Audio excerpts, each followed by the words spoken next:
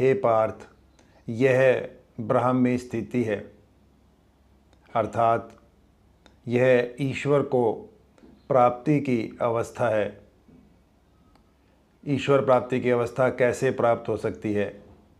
जब कोई मनुष्य, कोई योगी, कोई साधक अहंकार से रहित हो जाता है तो वह इस अवस्था को प्राप्त कर जाता है।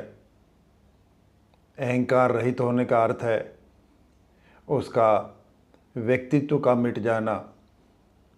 किसी भी मनुष्य का व्यक्तित्व उसके सांसारिक संबंधों के कारण होता है, और जैसे ही वह सांसारिक संबंधों को सर्वथा त्याग कर देता है, उसकी अपनी कोई व्यक्तिगत स्थिति नहीं रहती, उसमें व्यक्तित्व नहीं रहता। जब वह अहंकार रहित हो जाता है, उसका व्यक्तित्व मिट जाता है, उसकी कोई व्यक्तिगत स्थिति नहीं रहती, उसमें व्यक्तित्व नहीं रहता, ऐसा योगी, ऐसा साधक, ऐसा पुरुष उस ब्राह्मी अवस्था को, ईश्वर प्राप्ति की अवस्था को प्राप्त हो जाता है। श्री भगवान आगे कहते हैं, नैनम प्राप्य विमुह्यति।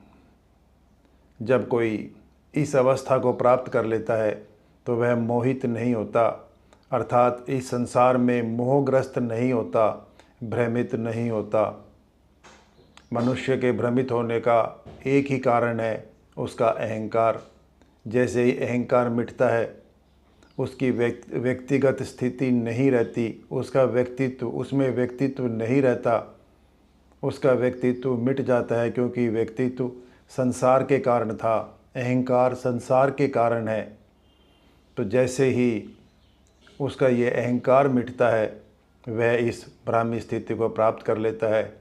फिर वह संसार में भ्रमित या मोहित नहीं होता। कोई भी मनुष्य, कोई योगी, कोई साधक जब तक भ्रमित होता है, जब तक उसे सत्य या असत का ज्ञान नहीं होता, मनुष्य स्वयं सत्य है परंतु यह शरीर असत्य है। परंतु मनुष्य अपने को, स्वयं को यह शरीर ही मान बैठता है और इससे एकात्म कर लेता है, इससे जुड़ा रहता है।